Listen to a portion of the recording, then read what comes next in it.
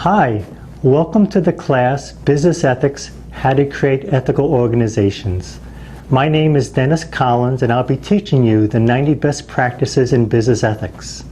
I've been teaching business ethics and management for more than 20 years and I currently teach at Edgewood College.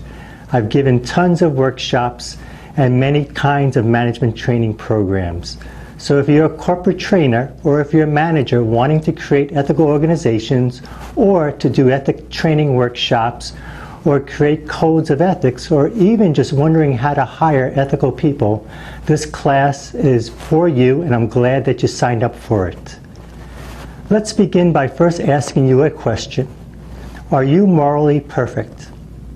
Think about that honestly. And if you're honest, you're going to say, of course not, because nobody is morally perfect. I'm not morally perfect. I've had many experiences in organizations where my ethics have been challenged. For instance, one of my first jobs was as a supermarket manager.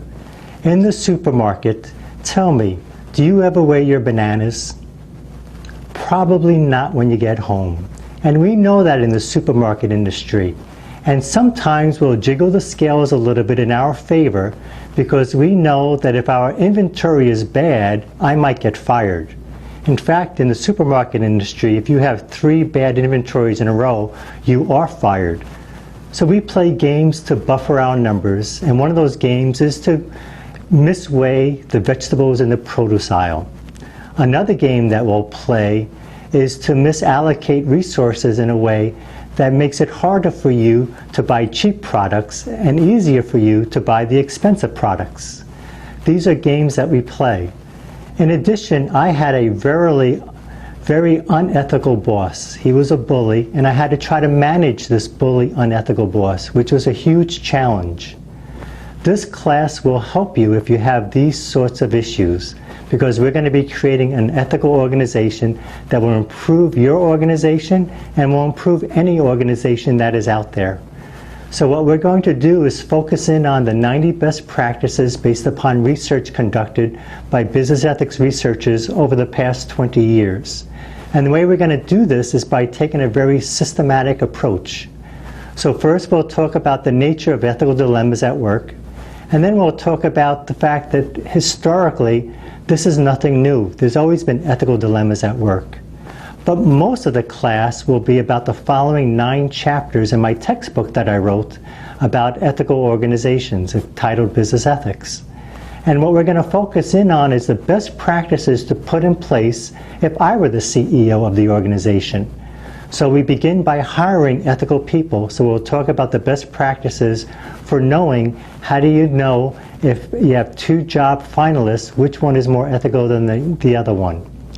After you hire the ethical person, then the next challenge is to have a code of ethics that they understand and that they respect. So you want to introduce them to your code of ethics, and then you want to introduce them to your ethical decision-making process by giving them examples of ethical dilemmas you have and how you thought through that. After that, you want to do ethics training. So we'll spend time on my favorite 10 business ethics training workshops. After that, we'll talk about diversity training and how to respect all employees and my favorite diversity training workshops.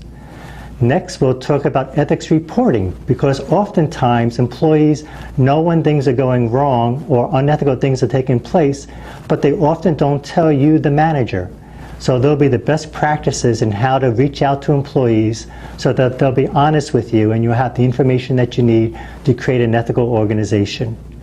After that, we'll talk about the best practices for being an ethical leader, how to have ethical work goals, and how to do performance appraisals that measure ethical performance. After that, we'll talk about how to empower ethical employees and how to engage employees so that they are fully committed to the organization to do the best work that they can possibly do.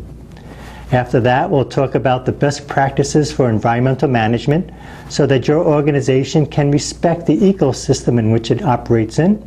And then we'll talk about being an excellent corporate citizen in a community. So that'll be about the best practices for community outreach. Then the very last workshop we'll do, and the very last lecture we'll do, will be about assessing everything.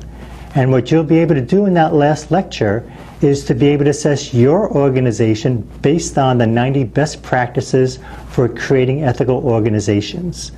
You'll be able to praise the good that you're doing, you'll see where you're weak, and we'll come up with recommendations for how to improve your weaknesses.